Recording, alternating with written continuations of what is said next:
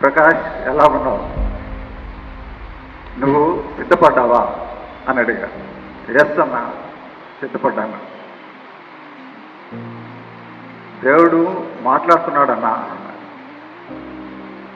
అవునా, అదే ఏం మాట్లాడుతున్నాడంటే గెట్ రెడీ ఫర్ హెవెన్ అంటున్నాడన్నా అన్నాడు.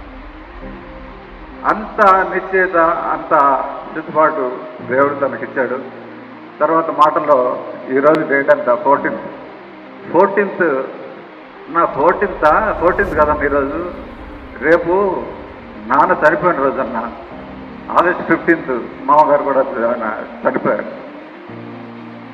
కరెక్ట్గా ఆ రోజు 11:30కి నైట్ 15th నైట్ తను ప్రభు పిలుపు అందుకోవడం జరిగింది. అంత సిద్ధపాటు కలిగిన వ్యక్తి, పూర్తిగా ప్రభు మాట్లాడిన వ్యక్తి.